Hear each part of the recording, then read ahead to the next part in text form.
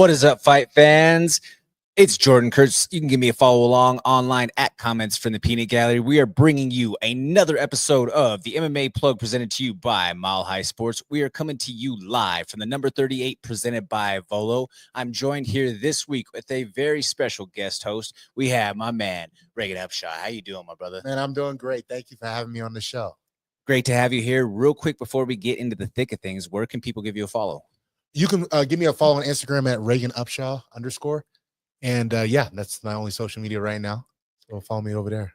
Awesome. And we're going to get into a lot more with Mr. Upshaw here throughout the course of the program. But real quick, I want to give a shout out to everybody here at the Mile High Sports Network, whether that be on the podcast side of things, the website, the YouTube, the magazine, merch drops, everything all in the mix. They're doing incredible things right now. We're ramping up in the off season for CU football. There's going to be plenty to talk about with Coach Prime in his first season without the boys this year.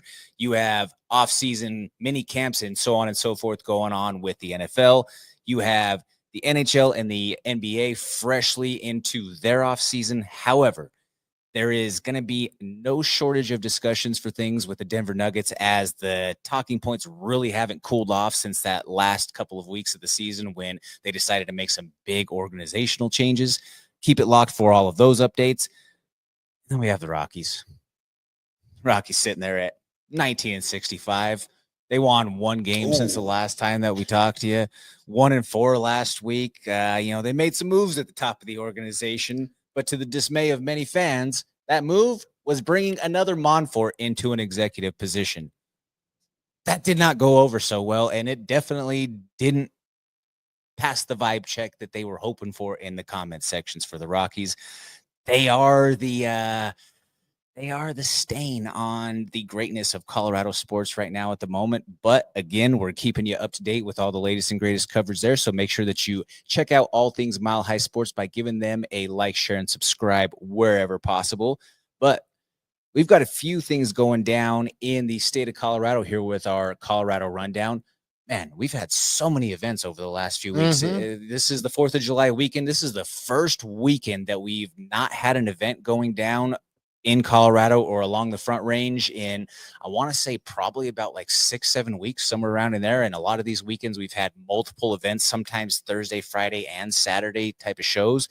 So a little bit of a reset this week, but right back into the thick of things next week. There are 2 events going down on July 11th. We have CJJC, my show with Grapple Games, going down for the second time around. This version of Grapple Games is going to be attack bands. So think of it from a practical sense of it's going to be a wrestling heavy start to the show, if you will, going for those attack bands off of the body. Submissions are legal in the process. You're having some rounds that you're looking at best of 3 sort of scenarios, some cash brackets out there. It's going to be an entertaining show for CJJC Grapple Games 2 attack bands. Also that day, you have Sparta back in full swing of things with a full show mix of different martial arts on there. I know that one of the pro matchups on that card is friend of the program, Oscar Herrera, going to be taking on Jay Ponder on that card. So make sure that you give that support their way when it comes down to it on July 11th. And then in August, CJJC is returning for a full grappling in the cage sort of session, or a full grappling in the cage show, if you will. We're going to be getting after it on August 2nd. And then following that, you have a massive weekend stacked up on August 15th. That's a huge weekend, bro. We have Colorado Combat Club back in the fold. There are some very exciting matchups that are currently in the discussions right now, literally as we speak. Some top pros in the area, some very highly acclaimed amateurs who are making their rise through the ranks. we've got a lot of things that are in store for that 8:15 show that is going to be going down Friday night at the Stampede. And then the next day, you have BYB making it back out here for another Denver Brawl. That's going down at the Stockyards. We have Courtney Cameron, who is going for double gold.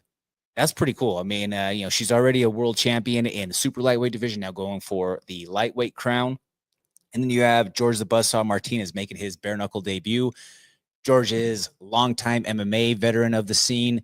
He works a lot of our shows behind the scenes for CJJC, 5280 Muay Thai, Colorado Combat Club. He's our DJ for a lot of the shows, does a lot of work that a lot of times, people don't always see the guys behind the scenes that are helping make these shows so special. Yeah. George does a tremendous job for us. So I'm excited to see George getting back in there and competing. But like I say, that's events almost every weekend after this week off that we have right here. Colorado is always hopping. It's always hot, especially when it comes to sports and entertainment.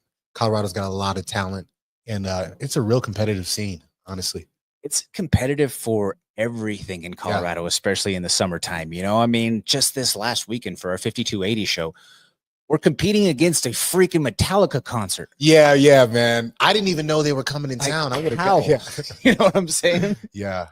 Like that. Yeah. That's what you're up against. we're up against, and it's just such a beautiful state, and there's so many things that are always going on in the summer that hey, there are a ton of events that are going on in the combat sports scene, but we're also having to fight against a lot of things. So for those of you who do choose to spend your time with us for these summer events, we are so greatly appreciative of you, because we absolutely recognize that there are so many things that you can do to go spend your time and your hard-earned money during these summer times that it's limited. There's only so much time to be had for you to go out there and enjoy these experiences. So again, when you're there with us, we are so greatly appreciative of it. Moving along from that, Regan, I want to just run through the results from our 5280 Muay Thai show this weekend. Sure. We had and some of these guys, I believe we had at least one from your gym on the show from Havoc, but we had Taylor Barley, who she won a dogfight in that main event against Brittany Medina. That was a couple of the fixture Muay Thai camps, Colorado Muay Thai, taking on Apex in that main event. You had Luis Rogel from Havoc, who that was a barn burner, a fight of the night right there that happened against Liam Kinney. Liam Kinney, only 18 years old. Both of these guys really young, and me and Elias Rodriguez were on the call, and we were just completely enamored by the skill set that both of these guys went out there and put on. It was 3 yards in a cloud of dust for the full 6 minutes of that fight. Gamers, respect to that when you put it on the line. I know I've seen our guy, he put in a lot of work in camp. I just seen the rounds every Tuesday and Thursdays, and that's no surprise to me that he came and put on that type of fight, Oh yeah, be absolutely. Prepared for that. I mean, he's a dedicated young fighter, and that moved his record up to 3-1. I'm excited to see what is going forward for him in the future. You had Ryan Lynch at a high altitude winning with a huge second round TKO that got us the knockout of the night honors.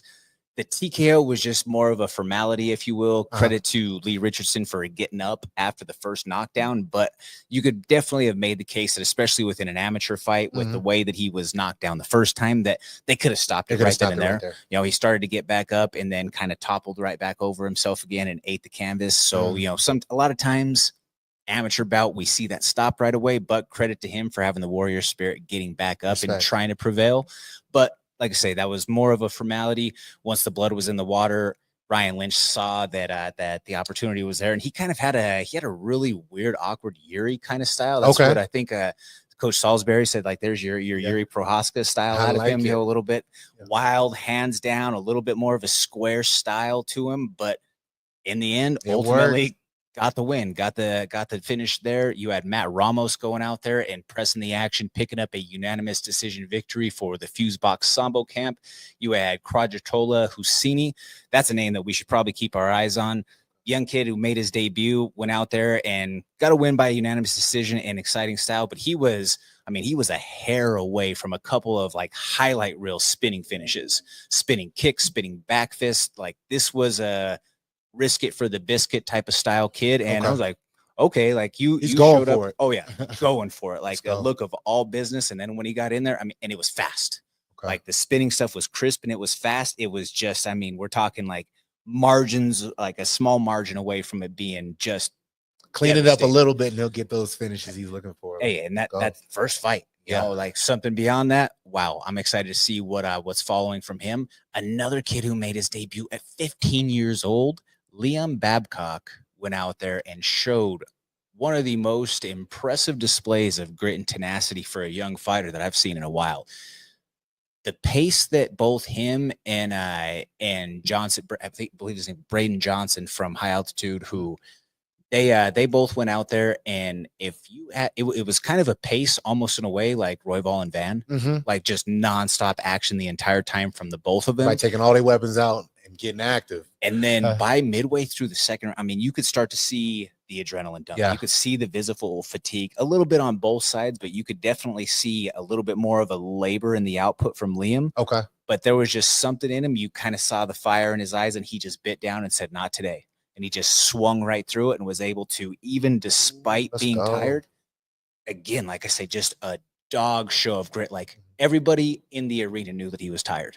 And it didn't matter. It didn't matter. He just kept on marching forward, and he didn't leave an ounce of space for his opponent to start to gain any sort of momentum, even when he was tired. I mean, sometimes we as coaches or from the outside or a corner perspective, we want to say, well, it's not always great to be defensive by being offensive. In this case, it worked for him. Hey, I think it can work. I think when in combat sports, whenever you are aggressive and offensive, and if you got that gas tank, man, that can take you far. It can take you past skill. It can take you past size, and you can drown somebody. And just mindset. In the mindset will take you further than anything. Absolutely. And then opening up the card, we had a banger that was a fight that put everybody on their feet, set the tone for the night. It was a second round TKO by Connor Toot. Both of those guys are going to be back, both him as well as Giovanni. I mean, two, again, young guys within their combat sports career that they went out there and they went for broke right away. Sometimes when you have debutantes, you might get a little bit of nervous energy. You don't know always what you're going to get. And the fighter themselves, to be fair, like you don't know what you're going to go out there and do once the lights hit, because you could have gone out there and for the last, 6, 8 months, year, whatever, you could have been putting in consistent work, been diligent with the process in the gym. You could have been having tremendous rounds in sparring. But then once the lights hit, when you're walking out there in your underoos to go get into a fist fight with another man who has bad intentions in front of your mom, your whole family out there, it's a different scenario. Sometimes the bright lights might not necessarily feel hot. You get the chills from them. Yeah. And then in some cases, you get some of these guys who say, hey, you know what?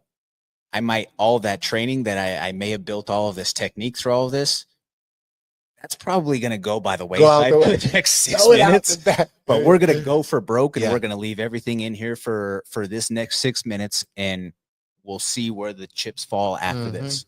And I just think it's always an exciting mix, and it makes for a fun night of fights when we get to have those guys who go out there and really choose to leave it all in. 100%. For the fans, that's some of the most entertaining fights for sure. Absolutely. And speaking of entertainment and entertaining fights, I would argue to say that this last weekend for International Fight Weekend, UFC 317, for my money on the year, especially if we're looking at pay-per-views, that's probably the card of the year. I think so. People were going for broke. There was finishes. There was some heartbreak for some people. There was levels that champions stepped into, rare air. I thought it was a great card. I loved every bit of it. Absolutely. Young prospects. It was awesome. Yeah, I mean, from top to bottom, whether we're talking fights that happen on the prelims all the way up through the finish in the main event, lots of action to be able to sink our teeth into. But starting from the top with it, Ilia Topuria is a super villain.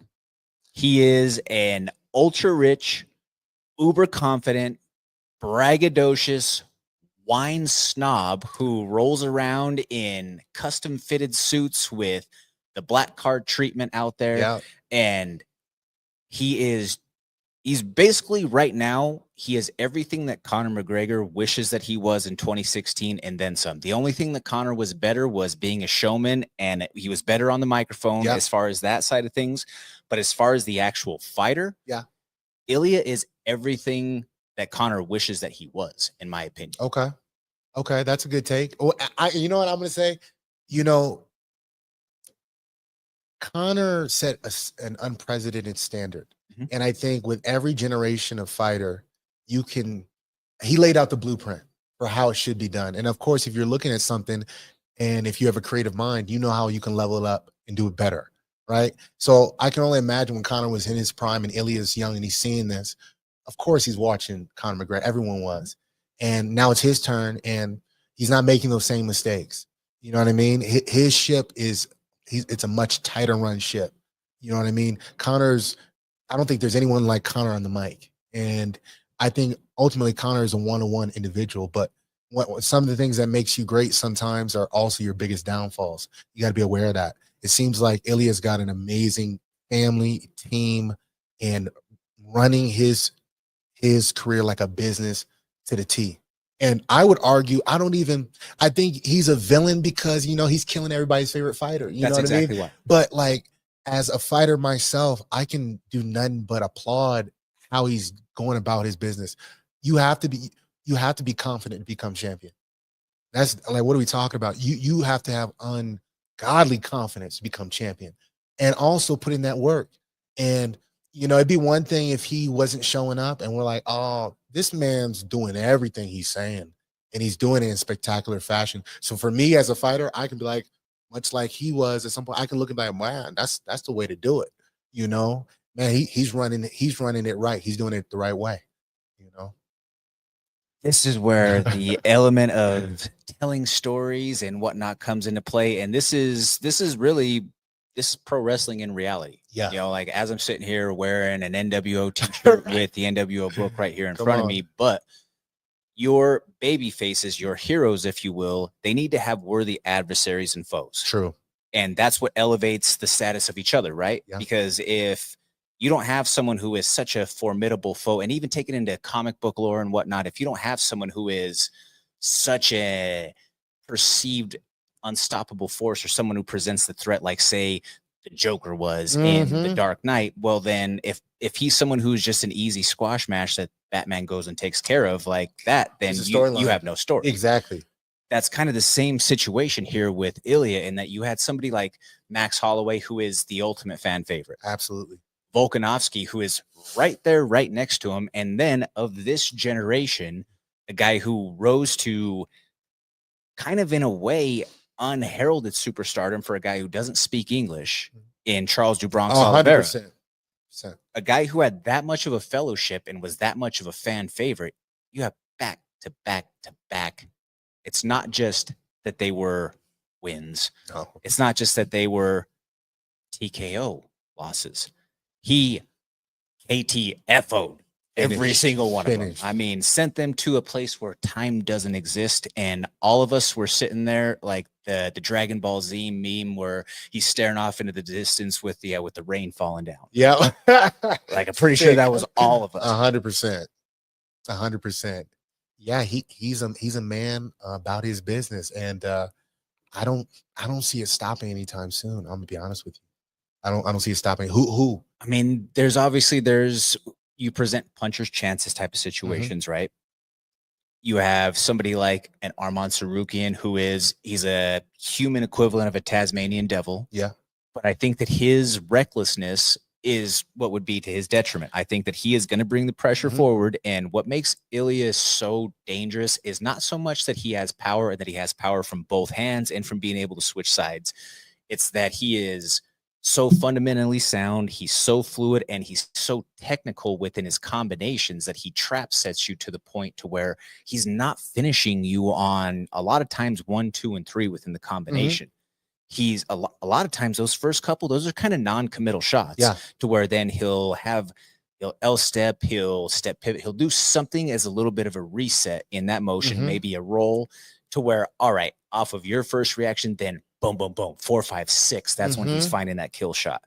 And that's what we've seen throughout a lot of his highlight reel knockouts is he's throwing long chain combinations and he's gathering the right intel to be able to set up that kill. He's such a smart fighter with his boxing. And then let me ask you a question, because I watched an interview of him talking about how in MMA, people weren't using many 6-punch combinations, 7-punch combination, long combinations. And he was essentially wondering why. And, now after it's like, why is that? Why do you think that is? Because a lot of it's 2s, 3s, maybe a 4, a kick, but that leaves the brain time to reset. Ilya doesn't give you that time to reset. That reset is you on the canvas. You know what I mean? So why do you think that is in MMA? It's not as common to have that many long combinations. I think that you have to be really proficient at being able to throw those long chain combinations in order for it to truly be effective. I think where sometimes guys will get sloppy potentially in the footwork or in their range management. But we've seen it in the past where you have guys who threw long chain combinations like that who were massively successful and who had all-time championship type of runs. I mean, I look at Strikeforce Nick Diaz. Strikeforce era Nick Diaz, who was infamous for those 10, 12 punch combination sequences to where he's going 50-50. The difference is, though, Ilya throws with a lot more heat in the process. Yes. But I think some of it is also, though, Ilya has the horsepower to where he can throw with higher intensity and it's going to be effective. Whereas Nick didn't have the fast twitch, put you out type of power that way. But Ilya is kind of blending both of those. I think that to circle back to your question of who might be the guy to beat him, I don't think that it's Patty. I think that right now, outside of a puncher's chance that you might get the explosiveness of an Arman Sarukian, the only other guy that maybe right now I see this current present day, I would love to see Justin Gaethje get another shot. I mean, maybe that's a little bit of a homer stance of position, just being that he is a Colorado guy, being that I know him, so on and so forth. But I think that Justin Gaethje might be just durable enough to where he might be able to withstand. And again, though, like when we're talking about, well, they're durable, they're tough, they can weather the power and then wait to get them tired. That's also a terrible strategy in a lot of ways. Like you don't want to rely on having to be tough. But again, when we're splitting hairs here of who actually beats him. I mean, and in this case, it might be, and where some people, the adage of why people wrote Charles off right away was, well, Charles gets cracked. Charles gets hurt. You can't withstand being hurt from Topuria. He's going to go out. That happened. Justin Gaethje has one of the greatest chins that we've seen, but Ilya has also been destroying the undestroyable chins. So I don't know. Would it be a fight I'd love to see? 100%. That'd be a great fight. That'd be a great fight for the fans in general, and that would sell a lot of tickets. Globally, though, I think the biggest fight that they could make right now is the Patty fight. Yeah, and that's just pure business. That's purely on the business. Dana was pissed. I saw that on Saturday. I saw that. I don't think he wanted that to be. No, he didn't want Patty to be up in the cage. Because really, if you're looking at it from who is in line sort of standpoint, well, of those three, Patty's by far and large, he's number 3, but there's the personal beef that he has with Ilya. And there's how you can market that story. And honestly, it is the biggest story, as we were talking about, when it comes to the entertainment business that we are in. It is the biggest story. You've got the sausage and the hand sanitizer boy and all of those angles. You got a European showdown. You know what I mean? They put that in Spain. That would be insane. To put numbers in perspective, and a lot can be said because views could be inflated, whatever. But before I left here, there was more than 11 million views for the Topuria knockout already on YouTube, whereas the Max Holloway over Justin Gaethje knockout more than a year ago, I believe, was sitting at 9 million. Oh wow, that just happened. That goes to show you kind of the international draw and the pull that Ilya has. Yeah, it's a different level. Because when we're looking at it from a geopolitical standpoint and circling back to the business side of things, he pulls in the entire country of Georgia. He's pulling in the entire country of Spain, along with everybody else. Along with the USA, you know what I mean? Like we're watching watching him thoroughly. You know what I mean? Mm-hmm. And then Patty, oh man, he's pulling in a lot of people himself. Oh yeah. Yeah, and he's a character. I like Patty too. You know what I mean? Those two on a business side of things, that's a massive fight for them to make. But I just don't know that it's the right fight to make right now. Especially with, I think Patty's sitting somewhere around like 7-8, somewhere in there. But look how we're doing, you know, and that's why I'm like, do the rankings matter? Oh, because it's like totally arbitrary. You know what I mean? Because it's like we just saw Royval fought Van. Van was number what? 10? Van was 12. 12. He's number 12, and he's fighting number 1 for the position to fight for the belt. I mean, that just goes to show you, like. And the only thing that you could say there, or I guess the retort that I would give you on that is, it was by virtue of circumstance that he was supposed to face Manel Kopp. Manel Kopp pulls out. There's a vacancy within a couple of weeks leading up to the fight. Regardless of who Brandon was going to fight, there was going to be a little bit of a gap of who was next. For sure. Especially when considering that he already fought Kai. Well, Kai was fighting Pantoja that night. He already fought and beat Brandon Moreno. Brandon Moreno's right there behind him. A little different. You know, so there's a little bit of a log jam with some of those spots in the rankings. And Van being the hot name right now, you know, he's burning up the rankings. Basically, right now, what Van is what Urseg was, 18 months ago. And fortunately, but unfortunately for Van, sitting at only 23 years old, it's a magnificent opportunity for him to go out there and to get this title shot against Pantoja. But I can't help but think that this poor kid is just going to get absolutely ragdolled in this fight. He has one route to victory. He has really and truly, he has one route to victory, and it might be too soon. Yeah, I just think as far as where he's at, he just barely started fighting 5 years ago. He started fighting 5 years ago? He's only 23. I mean, oh yeah, I mean, of course. You know what I'm saying? Like, yeah, he he's fought young. on a Fury card here 2 years ago against Mario Suazo. Okay. Here in Denver. Oh wow. You know what I'm saying? Like, that's the as fast as his. You like him change really quick in this game. Really quickly, and especially just because he's had an exciting style and in a division where, put it this way, if there were other guys that were higher in the rankings, it's because Pantoja has cleared everybody out. Yes. That's really and truly like that's what Yep. we need to really stress here is Pantoja has cleared out the division so much to the point that they need any bit of fresh blood that has halfway any bit of steam and some emergence coming up through the rankings to give him fresh blood. Because he's already now at this stage, he's beat Kai twice. He's beat Royval twice. He's beat Moreno 3 times. He's beat Urseg. He's beat literally everybody at the top of the division. Right. We have to. I see why they made that. So, yeah, so they have to have somebody who is, for that matter, somebody who gives him some excitement, give him the respect at that point. You know, like what for him, Pantoja could say, as much as I wanted, even if Brandon won that fight on Saturday, close friend, I mean, as salt of the earth type of person to me in my life and my growth as you could be. But being real from the business side, from Pantoja's perspective, when he says, I beat this guy by finish and I beat him 49-46, why do I give him a third fight? Moreno, same thing. I beat him 3 times. Now after Kai, if Kai were to somehow make a run again, well, now I've beat Kai twice and I finished him. So for him, he wants some new. He wants something new. I understand him wanting to have some fresh stuff in the mix too, as well. Yeah. Just in respect to his run. I mean, for him to be doing what he's doing at 35 years old as a flyweight, still running the table at that age of that division, at this many title defenses now too. Like, he's second to Mighty Mouse at 125. Bring Mighty Mouse back out. Back. I wish that would be, but if we're talking in general, some of these title runs. We have the title run that Ilya has been on right now. We have the title run that Pantoja has been on. I think that Ilya's run right now is special. This 3-fight run of knocking these guys out. And I'll put this question out to you as far as championship reigns and title runs that might have any sort of parallel or might top this. I went through a big dig through some of these, and to me, the run that John Jones, you could argue that a lot of John's resume, it's hard to beat.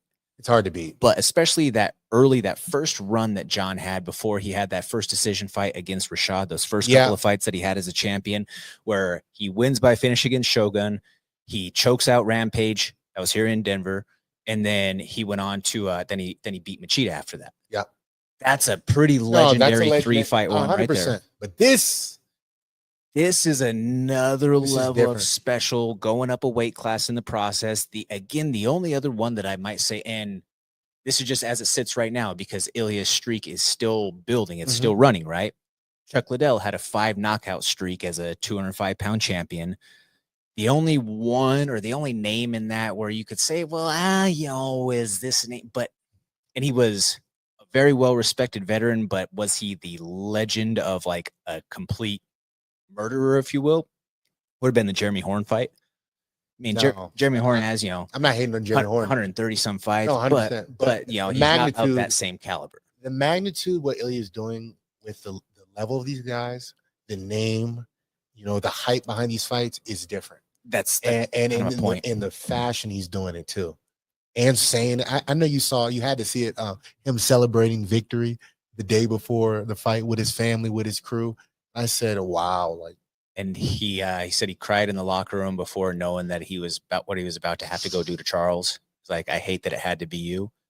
Like that's some cold stuff right there. So like when we talked about Conor was better overall on the mic, but some of the stuff that Ilya says, it's cold. 100%. I think he's getting in his stride. I think sometimes he tries a little too hard. That's what I'm saying. Like, like some of the douchey stuff that he said on JRE or some of those things, that's not even you. I think, you know what I mean? I don't know if I think, like I said, everyone's themselves, but sometimes on this stage, yourself in a bigger magnitude.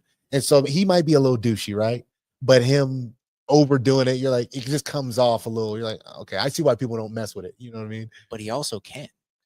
What are you going to do about it? Exactly. He's going to do about it. Stop me. Yeah, exactly. And shut me up. Exactly. It's you don't want to see me dance. Don't let me score. I agree. And that's why I'm not hating. That's why I can't hate on Ilya, because I'm like, this dude is handling business in a real way. From the tattoos to the fight style, he is one pinstripe suit with FUs going up and down 100%. Away from being like the 2025 embodiment of Conor. 100%. Like I was surprised he copied his tattoos. He got his back tattoo is the exact same design. I know. Like so it's so crazy how the parallels of some of what they've done is. I was surprised when they because he relinquished the other belt. But he brought his own belt the other night so that he could stand in the cage as a double champ. And I was almost surprised that he didn't have some sort of the double champ does, what he wants sort of line, like just because of how much he thought about it. He thought about it. Yeah. So, hey, I'll do credit to him in that sense. Speaking on a couple of the other matchups on this card, though, not to spend too much time there. I think that we talked a little bit about the Josh Van fight, but I want to say this from the Brandon Royval side of things. I think that Brandon's willingness to put on an entertaining fight and to be someone who is one of the pound for pound most exciting guys who's been in the UFC throughout their run, I think that his willingness to go into that sort of firefight did cost him a title fight, though. Because when I look at it from a standpoint of, and this is, it's going to be the opposite of what Pantoja does in the fight, because Pantoja is not afraid to have a business decision type of fight. Not at all. He's not afraid to just go out there, pressure you, take you down, take your back right away. He did it against Perez. He did it against, he's done it in multiple fights so far. Brandon, and all the way up, to be completely fair, against a kid who I believe Josh Van's only route to victory was boxing. Mm-hmm. I think that was the only route that he had. And I don't want to say this to sound like I'm sliding Clay, Alex, Luis, anybody there. Love all of those guys. Spent many years in close quarters with all of them. Love and respect you all. But I think to not use any sort of grappling in that fight, even if it's just threatening it, was a mistake. When you have a legit black belt, when you have 3 submissions in the UFC, when you have 9 submissions total in your career, when you got to the UFC off of a submission victory for the LFA title, not using any of that, I just think it was a bit of a mistake. And I think Brandon is also someone who he carries a lot of emotion when he fights. And part of that is what makes him so entertaining, so wildly entertaining in that sense. But you could also see that in a couple of those moments where, okay, Van scored in an exchange. So he took it as, okay, I need to get my lick back right away. And that pressure walked him into some damage that led to some adverse scoring, especially in the first round. Mm-hmm. Second round, he settled a little bit more in. I thought that it was 1-1 going into the third. And even with that sort of crazy pace, both guys throwing more than 200 plus significant strikes, I still had him having the slight edge and potentially winning that third round, 29-28 for the fight overall, until he got dropped. Mm-hmm. Yeah. Once he got dropped, it was undeniable to score the round the other direction. Yeah. But even still at that, I mean, he almost won by fighting that kid's fight. Yes. And fighting and becoming champion can be difficult, because what makes you such an amazing and exciting fighter and crowd favorite is sometimes someone that throws everything to the wind and bites down on that mouthpiece and they'll say, let's see. And that is a beautiful style to watch, and we love it. Mm-hmm. I saw Khalil Roundtree a few weeks ago. He fought Jamal Hill, and that fight to a lot of people was not very exciting, right? But he said something after the fight, and I think he learned from fighting at that level, fighting Alex Pereira. And he said, essentially, he's fighting to become champion. And sometimes fighting to become champion, and even look at John Jones, even one of the greats, it might not always be the most exciting fight, because, as a person who's competing in MMA, training in the gym, is immersed in MMA, you can really appreciate, wow, what this guy's doing, the game plan. We're going to chop this guy's leg. We're going to stay on the outside. We're going to be patient. That's awesome. As a fan perspective, they don't know all these little things. So for what you're saying, threatening the grappling exchanges, you know what I mean? I bet no fans truly wanted to see that as much if they're in the arena. They wanted to see what they saw. Mm-hmm. But to fight for that championship belt, sometimes you have to put exciting to the side and do what it takes to win. Some guys are focused on winning, and some guys are focused on the road to winning, but making this a dogfight. And it's kind of like balancing. It's a balancing act. You know what I mean? Because you don't want to just be a boring decision guy who points his ways to victories. I don't want to be that, right? But you also have to do what it takes to win. So it's just, you got to kind of find that balance and figure it out. Because when you look at some of I take a look at the hierarchy of our sport and some of the greats of the great champions. And I mean, we mentioned already, like Pantoja would have made the business decision. Pantoja 100%. Knows that this kid has one route. He gets lucky with the punch. Otherwise, no, man, I'm just going to ragdoll this kid. I'm going to backpack him, and it's going to be a quick night. I get out of here and I take next to no damage, and it's a wrap. I move on to the next. The belt next. Valentina Shevchenko would do the same thing. Amanda Nunes, to some of these John Jones, as mentioned, a lot of these who, when they have that superior grappling skill set, mm-hmm. they're not afraid to use it, and they're not afraid of hearing the crowd boos. They're not afraid of in the process. They're willing to stay disciplined in the process of, as you said, sticking to that game plan and knowing that, all right, against this person who presents a explosive, dangerous puncher's chance type of threat, if the crowd is booing, great. I'm winning. You're making some great points. And, it's funny. Like I said, I moved out to Colorado to immerse myself in the fighting culture. I know that there's a lot of top dogs, a lot of champions out here. And one of the biggest things I've noticed between the champions and everyone else is there's a level of discipline. You hit it on the head. There's a level of schedule that's to the T. The time they wake up to the time they go to bed. It's consistency and it's discipline. And they don't care about the boos, which in a big ways, they don't care about the outside noise of other people. Their vision holds strong no matter what. And honestly, that it keeps going to that. It's the mind. You know what I mean? It's not physical talent. Even if you saw the Kamaru Usman versus Buckley fight, I took a lot from that fight, because Buckley is extremely great athlete, explosive, can knock you out. And Kamaru was just levels ahead mentally and championship mindset. And I actually got to train at Onyx a few days ago, and I understand where that's coming from, just how it's being run. There's levels. And it's just pattern recognition at the highest and elite of levels. I think that, speaking of Usman, I mean, expert level pattern recognition. people could say that, oh, well, he looked like he caught lightning in a ball. And he did look really good in the fight. Don't get me wrong. But some of the tells that Buckley gave were off of his left kick, he was resetting square every single time, and he would shuffle off exactly to that side. Well, someone who is an expert pattern level recognitioner, like somebody like Kamaru Usman, who has wrestled from the time when he was knee high to a grasshopper, and all he had to do was basically revert to his base. Oh, like, from wrestling or from grappling, when's the best time to shoot? When you square their feet. 100%. So every time when he would throw that kick or when he would roll that hip feint and he would reset and be square, if you go back and look, that's when Usman shot every single time. And that's just pattern recognition at the highest of high levels. And staying disciplined to that, even though I saw his interview, he was talking about even when it was ahead on the scorecards or whatever, it's like, oh, I might want to bet. Like, no. But the last time that I felt this way was the Leon Edwards. No, get that dub. Get that dub. Exactly. Very well said there. Yeah. Last couple to talk about from UFC 317 before we move along. Herb Dean damn near let Jack Hermanson die in there. He did. Herb is a liability at this stage. You think so? I've been seeing Herb for the longest.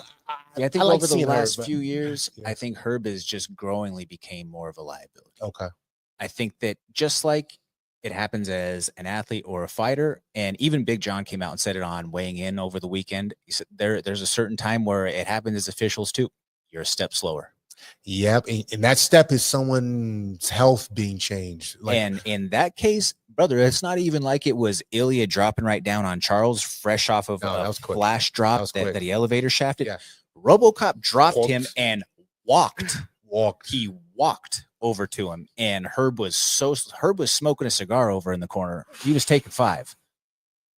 That was brutal. It took him so long to get over there. Yeah. And I just think in a couple of these situations, Herb has became a little bit more of a liability than he has on the side of being the gold standard anymore. Doesn't mean that he still can't be a great reviewer cage side or an official in some capacity, but in some of these fights like that, again, like you can't officiate every fight the same either. Like you have to understand who the threat of who it is that's in there. If you have a guy who presents that sort of power the way that RoboCop does, you cannot be on your heels at any moment. You have to be ready to jump in at any time because it can be that devastating. Right. And this is how you know that it was that bad of a knockout. How often do we see knockouts every single weekend? 100%. When is the last time that you've heard them give updates throughout the broadcast for the condition of somebody? Oh, you're right. Being real. You're right. When's the last time? I don't remember. It's been a long time since we've had anything to continually give you those updates and to say like, oh, well, Jack is in stable condition. So was there ever a point where he wasn't in stable condition? I mean, that opens up the door for some of these questions. Like, hey, like how bad really was it? They don't really be showing, when people get finished like that, how they're doing. They usher it to the back. You don't really know as a fan what's going on, but man, that dude got knocked out cold, and then that next blow was brutal from the sky. So, and Gregory didn't want to do it. Like I'm not blaming him. I mean, at the end of the day, all the way over to it, like, hey, like stop me, like, and that's what RoboCop said after was like, hey, like, and he made a statement towards some of the hate that he was getting. Like, he doesn't deserve hate. No, he doesn't deserve hate. It's like I was just doing my job. Like I was going until he stopped me. That's what you're supposed to do. And that's the business we're in. RoboCop is going in there to finish that individual, literally, and it's Herb's job to stop that from happening. You know what I mean? That's the game. As Derek Lewis, Herb Dean fault. Did he say that? That's what he said when he knocked out Curtis Blades. Yeah. Again, an episode of Herb being late to the party. He just chilling. He be watching it like a fan. That's why he be enjoying it. Hey, allegedly, I feel like Herb is stoned to the gills half the time. Might be cooked. Like I might be cooked allegedly, throwing the big allegedly tagline out there. But I mean, just look at he might be, he might be cooked out there. He's just enjoying the fights. He got the best seat in the house. Exactly. Like he has a look like he just got done smoking from that Terrence McKinney pack. You know what I mean? Speaking of Terrence McKinney, he went for the kill. Hey, we said I was watching that with Erod. We were watching the fights this weekend, and that was crazy. He didn't hesitate. Respect to that. Yep. Respect to that. He needed to have some of these big bounce. And Terrence is a tremendous grappler that I have said on this program before, I don't understand why he doesn't use more of it and why he just chooses to go under the fire. Well, I'm going to tell you, like, that's kind of what we were saying. It's the entertainment It's factor. the entertainment but when you're factor. as chinny as he is, though, Yeah. that's the issue. That's where the big factor is. Because when you're talking a Terrence McKinney fight, it's a don't blink scenario on either end of the equation. 100%. Either he's getting slept right away or he's sleeping them. But also, that being said, where Terrence has a bit of a variability that some of these other fighters don't have is Terrence's brain is already short-circuited. Yeah. You know what I mean? So him having concussions because of his substance abuse and his drug past, he's going to have concussions a lot more easily, or they're going to happen a lot more readily because of that. He's already fried his brain so much. Like, he literally died. He died. Did he die more than once? I know he died once. He overdosed, and they brought him back to life like multiple times on the table sort of situation, all of that. So, his brain's already short-circuited. Mm-hmm. That being said, he's going to be concussed that much more easily. He has a top-tier wrestling skill set, American wrestling skill set that he's continued to build up his submission grappling repertoire with. I would love to see a lot more of that out of Terrence. Like, honestly, that was use good. Your hands. You have the pop to know that if you need to bang, you can do so, but do it a little bit more selectively. Use your grappling to set up your hands more. Mm-hmm. Don't let yourself go out there and be put on a highlight reel if you don't have to be. If you can bring forth such a superior skill set, once again, when you have a route to victory, that in a lot of these cases, when it's on the feet, it's a 50-50 fight. True. You factor in the grappling, you have a much higher probability of success. Even if you don't keep it there the entire time, use that to wear them down some. Yes. Make them scramble a couple times. You might not even stay there. Yeah, but do it to threaten the takedown. Yeah. Make them have to threaten the level change, or make them have to respect your level change. Make them scramble a couple of times. Put some blood in their arms and in their legs. Make them carry your weight a little bit. Make them get up a time or two. Like, half the time when Merab takes guys down, he doesn't do it with the full commitment of holding you on the canvas. No. He's taking you down almost like some guys use a leg kick or a jab. So you can get up. He can take you down that easily. Just get back up. Just keep on using energy. Use energy, use energy, use energy. 100%. And it's really effective. That cardio is a weapon. Absolutely. Grappling is a weapon as well. And if you can control the fight, of course your odds go up for winning. Absolutely. Very simple. So now let's switch gears here. Let's talk about you, my man. Let's talk about me, everybody. I'm here on the show. So again, folks, we have Regan Upshaw right here. Where can people follow you? You can follow me at Regan Upshaw _ on Instagram. Regan Upshaw _ at Instagram. So you have a pretty unique story in terms of how you got here. You mentioned moving out to Colorado to immerse yourself completely in the fighting world, but that's by way of a pretty storied athletic career, right? Let's talk a little bit about that, from football to your pops to everything in the mix. I'm sure people see the name. Like, when I first saw you on one of our cards, like, wait, like, hold on, who's fighting? The dude from the NFL? Yeah. But yeah. So you're son of a former first-round pick in the NFL. Yeah. Went to Clemson, played ball at Clemson. Now making your way out here as a fighter. Have competed under multiple different rule sets. So just let's talk. Okay, so like he said, I did play football at Clemson. I've also played a lot of different sports growing up. I played hockey for a long time. I played rugby for a long time. Got really good at that. And like I said, I played on a national championship, multiple time national championship team at Clemson. And I've had a lot of sports experience, and I think that's really what's helped me in my journey in martial arts. I know how to, because I've played so many different sports. I know how to learn pretty quickly. I'm coachable. I know how to have a schedule and to stick to it. And I know how to compete. And I know how to compete at the highest level with the best athletes in the world. And, this avenues actually just even fits my personality better. Because at the end, regardless of all the athletic talent and everything that, what the world wants to label, I'm an artist and I am a fighter. And that's what makes me great. There's a lot of football players that have tried martial arts, and there's a lot of great athletes, but that's not what makes me great. I'm creative. I'm violent. I learn quick. I'm very adaptable, and I have an unbreakable will. And if I can't outsmart you, I'm going to go through you. And if I can't go through you, I'm going to outsmart you. So that's what makes me a great martial artist. And I think you know, this is my avenue to express myself. And what I love about martial arts is it's freedom. Whatever you are, when that door locks, be that. You know, you're a killer, be that. You want to be scared of the moment, be that. This is your time to tell to the world who you are. I know I'm a savage, and I know when them lights turn up, I'm a game dog, and I'm with that. I don't even gotta hesitate. So I know we were talking about that earlier. How some people when them lights, I'm not scared. I'm scared of who can judge me. That's how I think. Who can judge me? I'm going because I know when football ended. I know when football ended.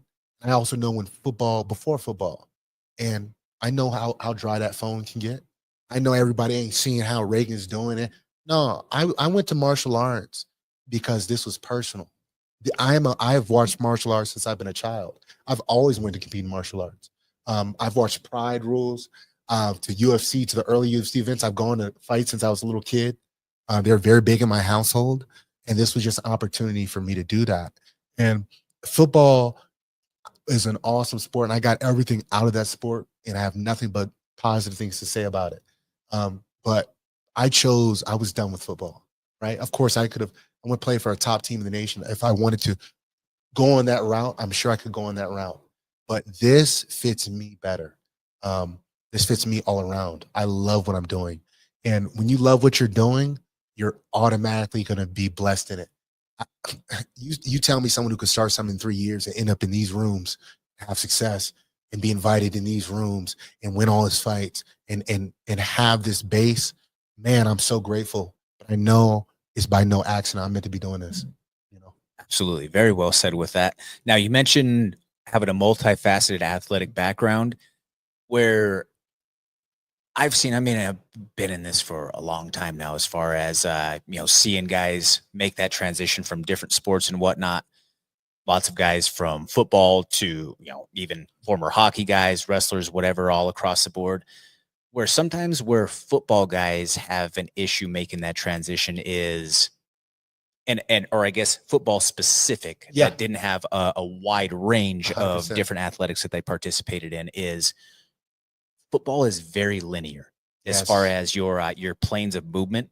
Your hips are typically pretty tight. Mhm. The mobility isn't always necessarily there, and it's a very one track plane of movement in that sense. Whereas fighting, you have to be so lateral. You have to be able to move Mhm. around and have so many different planes of motion to where you can not just move, but also efficiently and effectively move at the same Mhm. time. Whereas, like I say, where some guys with foot, because you're so used to, almost like a track model in a sense, like you're firing out of the sprinter's It's blocks brute every single force time. right here. Exactly. And that's why, like, I don't attribute who I am as a fighter to football. And mind you, I didn't grow up playing football. I'm just an athletic ass individual that I showed up to a camp at 16 or 17 years old and performed like I always perform in any sport. And I got that opportunity. But I didn't become an athlete at 17 years old. I've been an athlete. I've been traveling the country. I've been going to Europe. I've been doing this since I've been a child.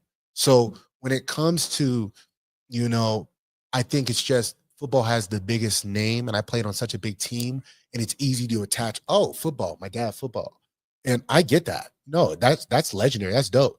But that's not what is making me such a great. And I know that because I've trained with a lot of football players in fighting, Mhm. and like you said, football is very linear, and I would even argue is a boxed in way of thinking. That's how the sport is. And fighting is not a boxed in way of thinking. You have to think, you have to open your mind in a way. And whatever's here now, oh, we take that. Oh, that's not here, we take that. We're always, you're in the moment, and creativity goes a long way in fighting. And what I can say about football that I will give credit to is football is a very tough sport. Um, on your body and on your mind. And there's so many different things that point to that.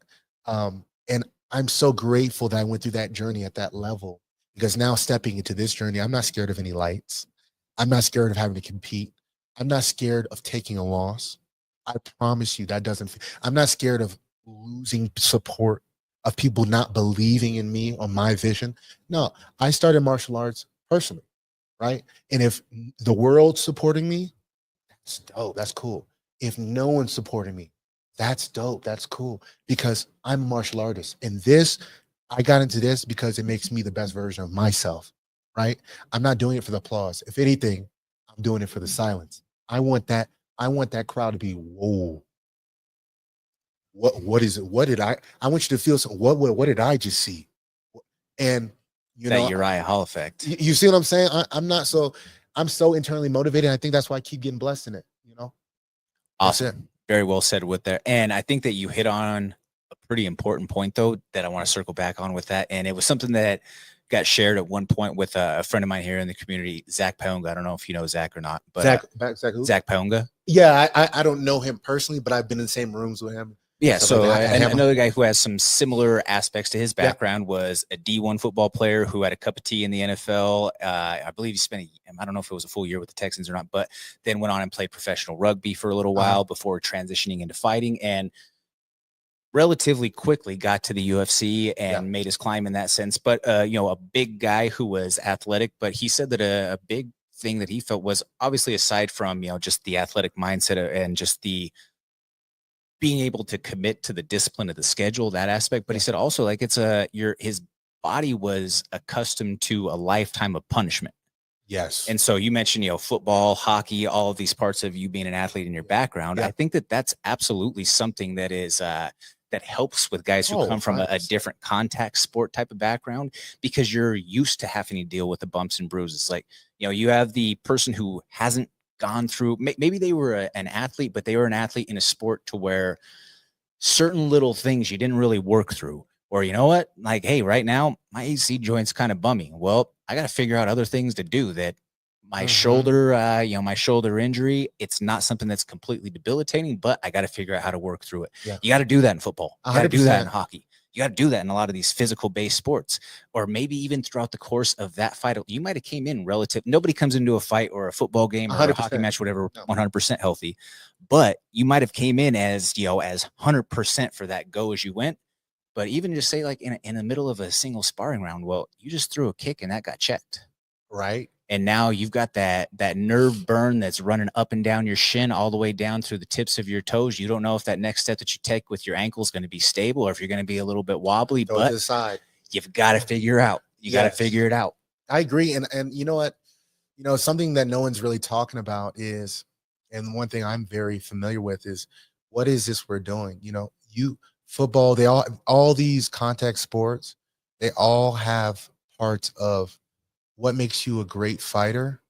How well do you deal with abuse? How well do you deal with adversity, mental and physical? I mean that.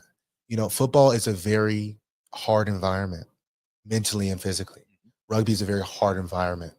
Fighting is literally, you're on your own in there, and you're going to deal with all abuse. You're giving abuse, you're taking it, and you've got to in that moment deal with that. And like you said, find the path to victory. So yes, these sports definitely, I give credit, have helped me develop mental toughness and physical toughness.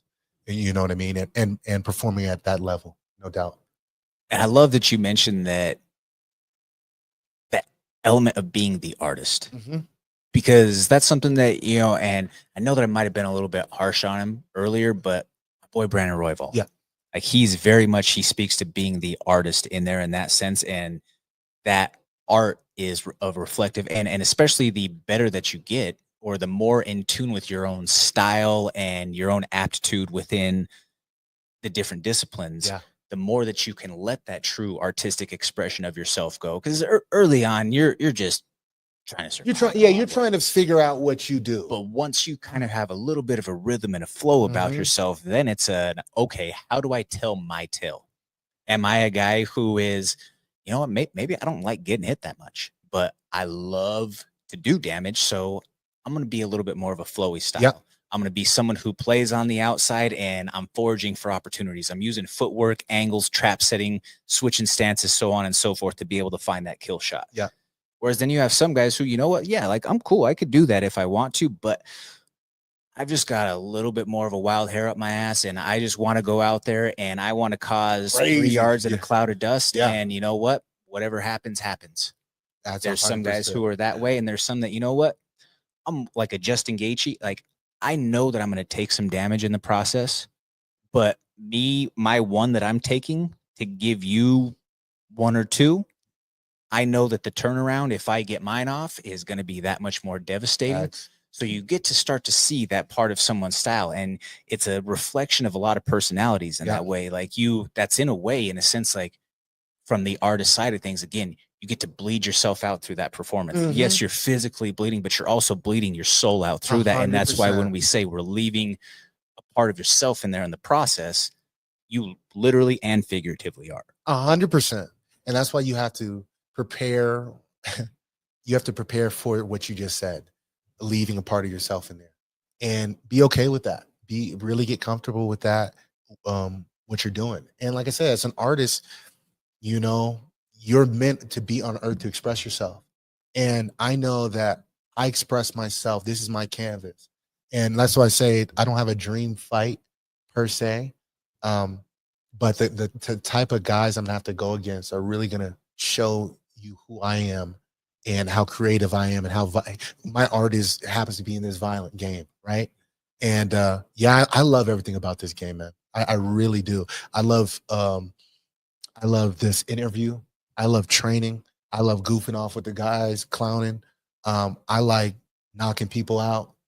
I like seeing my coaches and my people lit when we've all put together a great camp.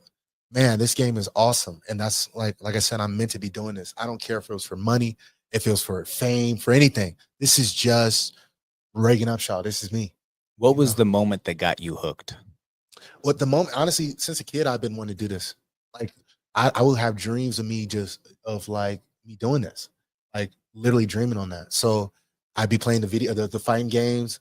I think I've seen it. It's always been in my life, other than the background. You know, even when I played hockey, we'd be at friends' house, we watch the fights. You know, my dad and I going to local, like I'm doing now, local MMA events.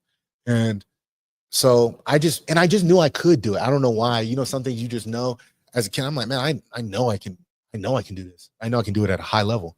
And so therefore, that's why I moved out here, right? There's no accident with this many champions are out here and top fighters are out here. There must be a reason. So I pulled up here, and I see the reasons, because there's amazing training, amazing lifestyle. And, you know, from being immersed in this environment, my confidence is only risen. You know what I mean? I've had great sparring rounds. I've trained with a lot of good guys, and my confidence is I'm on the right path. Man, you guys have a tremendous facility over there at Havoc. Oh, it's awesome. Rich put together, top tier, state of the art facility over there. And, you know, I know the entire landscape of the Denver MMA scene got shaken up a little over a year ago. And there were a lot of pieces that got moved all around from multiple different camps out there. Some people were left on the outside looking in from particular situations. And then some also decided that, you know what, hey, there's a lot of heat in the kitchen in these particular environments. Let's go start something completely fresh and new. And although Havoc's only been open for a few months, I mean, the staff is an incredible group. And I know that the membership base is growing after talking to Rich the other day. And again, with that type of facility, man, like it's an if you build it, they will come type of place. That spot,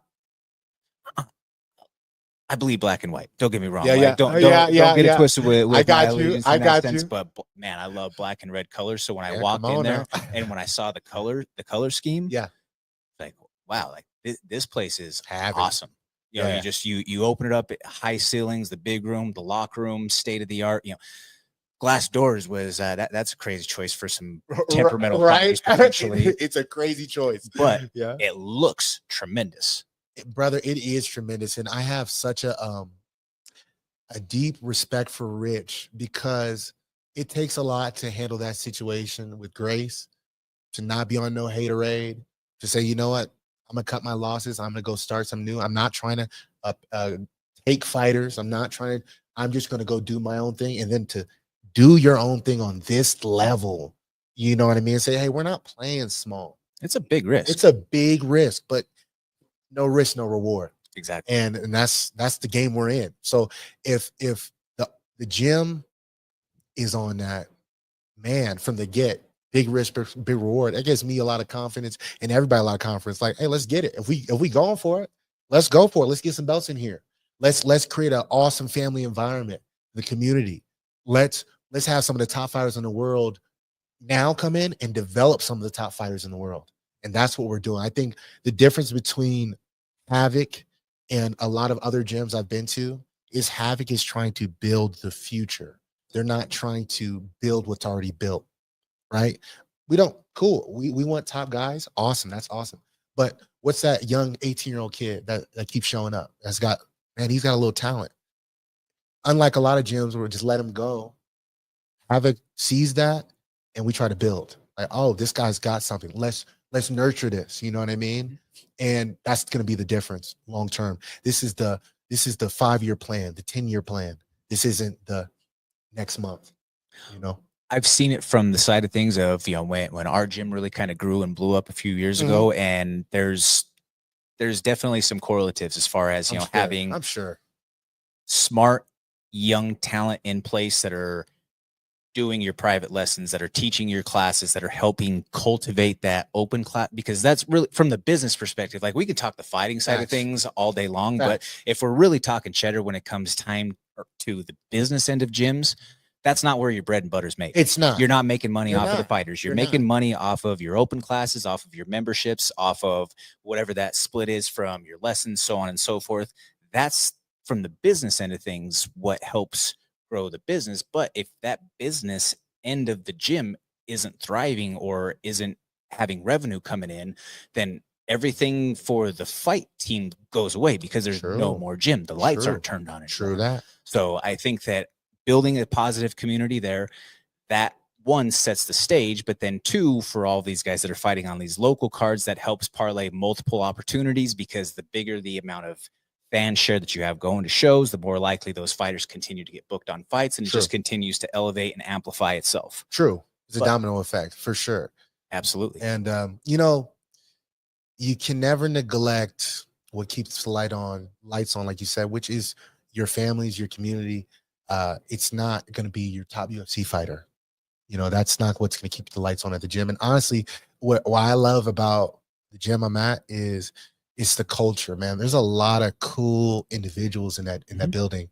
And, you know, of course, that's the base. We're attracting cool individuals like in the community. So. And just being real when it comes to, if you're putting all your eggs in the basket for a fighter, sometimes they could be here today, gone tomorrow. That's from a staff perspective. And it could be for any number of reasons. It could be, hey, you know what? It could just be he had a loss like Jack Hermanson did. True. And you know what? That's Switch it up. You're like, I'm done. Like, it's done. There's no more fight that's there. Well, if that was as a gym operator, that's your 6-figure contract guy that you're relying on that 10% to have a big considerable portion of your gym's revenue for, or your business model's revenue for that year. You're now in a very precarious position. 100%. Or it could be maybe not that situation, but maybe they just had a loss and they thought that, you know what? I didn't like how this went.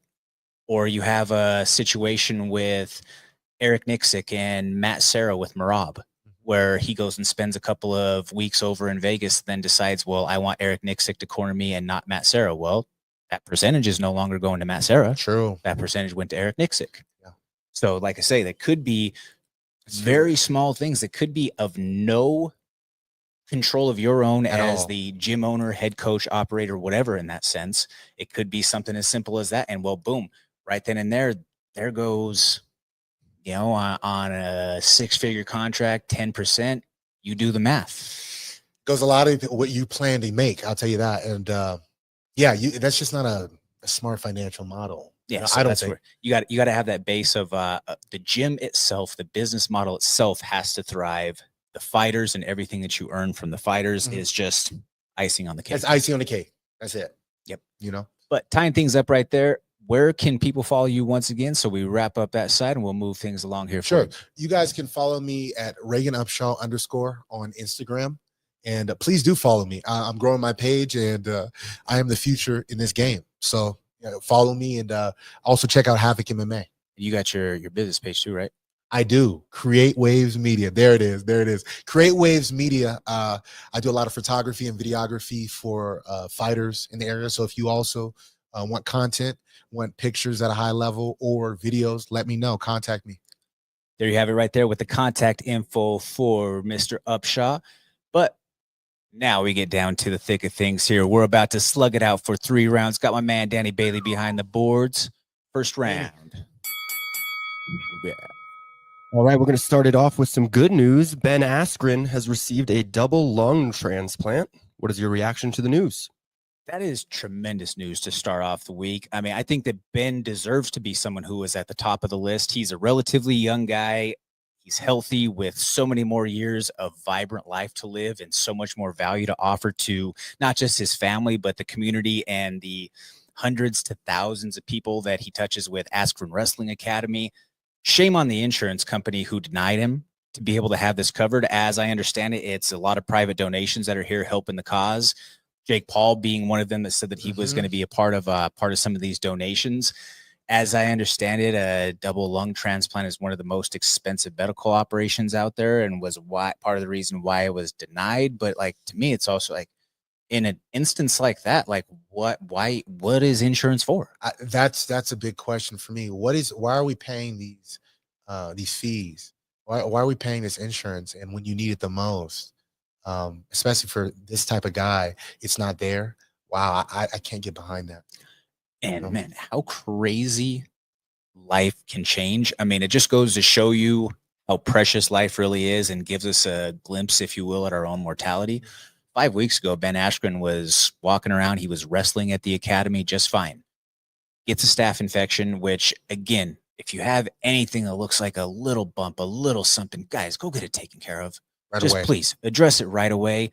It's not worth going through the full extent of what it could potentially turn into here. It then it advanced into a lung pneumonia, to which it put him in the hospital under critical care. Damn near died.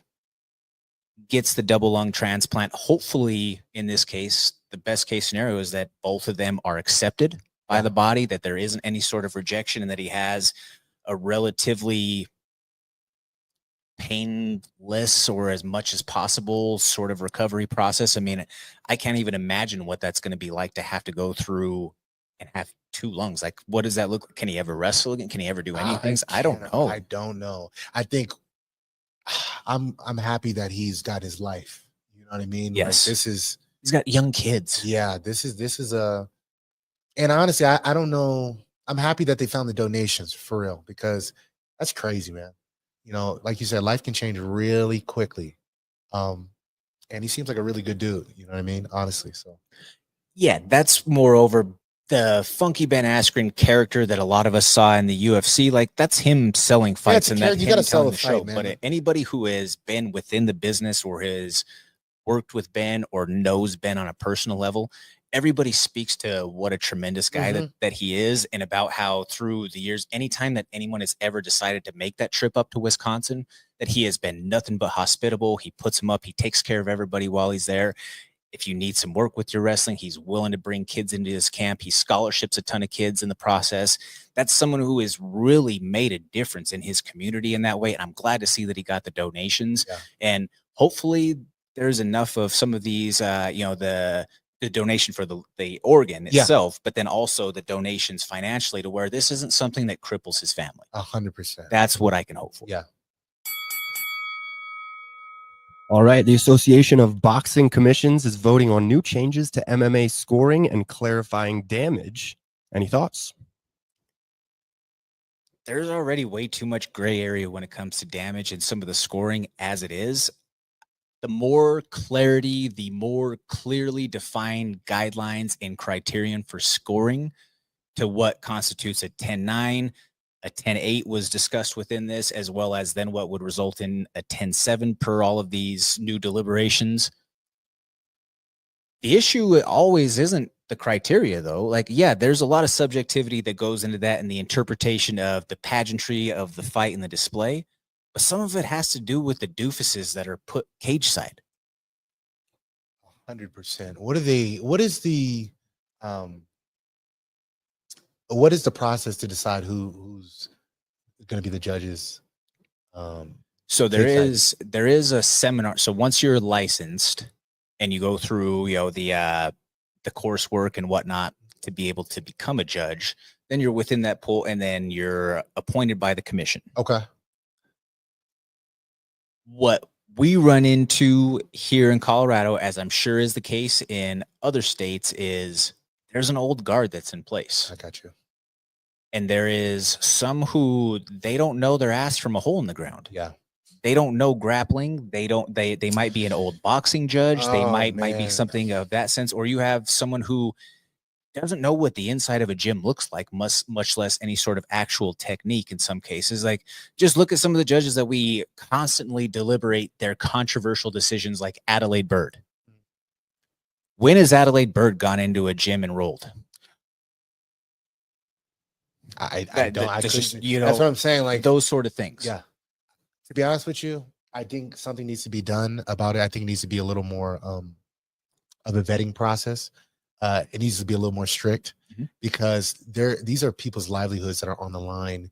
And, this is not a game. People are putting their whole life to get in that cage and missing a lot of money because of bad judging.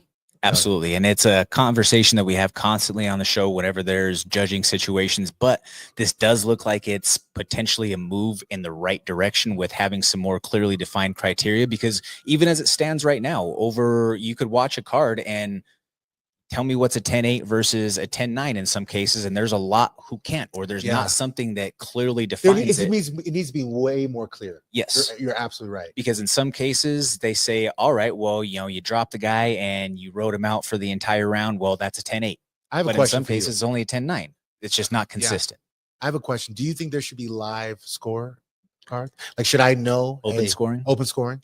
Like, hey, you won that round. It was 10-9. I have mixed feelings about open scoring. I think that open scoring allows for the opportunity for, especially if you're down, for you to be able to rally and for you to go for it. On the flip side, if you're up 2 rounds to none, you might have someone who chooses the route to cruise. Yeah. Removing the element of the fight itself, just saying that you both as the fighters would have continued in the same capacity. What my issue with open scoring is more on the judges' side of things. Okay. And it comes from the human element.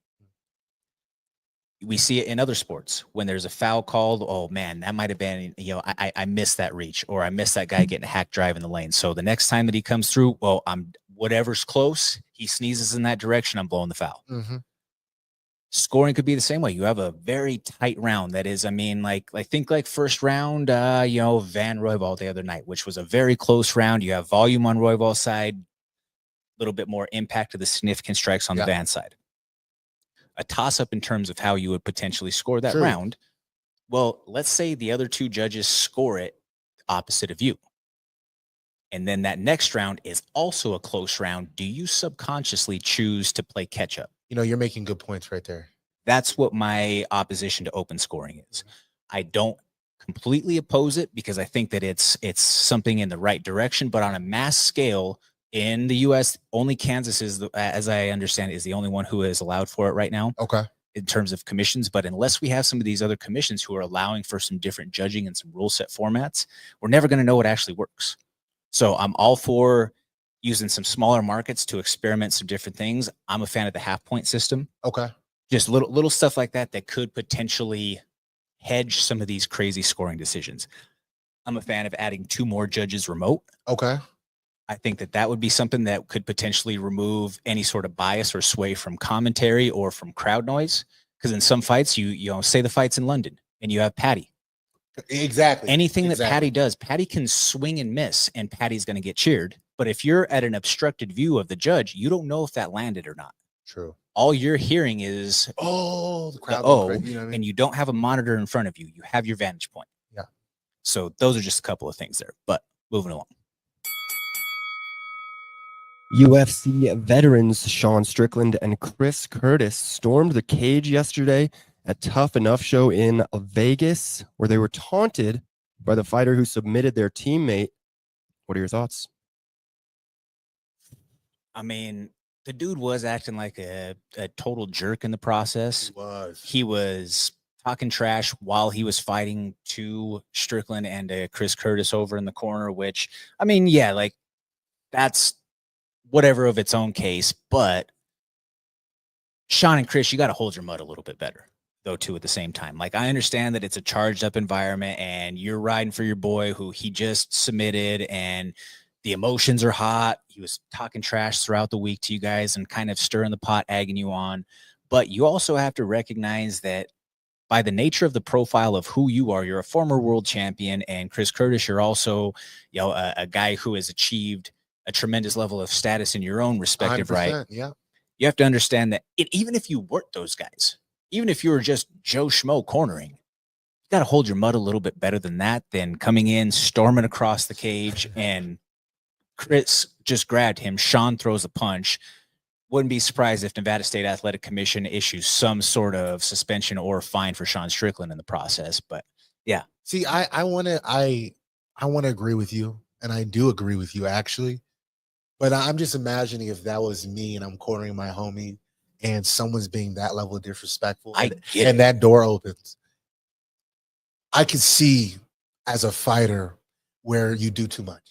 You know what I mean? Of course, they shouldn't have done that, but shouldn't have in real life or, different things. That dude was being crazy disrespectful. I totally as a hothead, as someone who will crash out. Yes, I totally get it. No, I'm on the same page.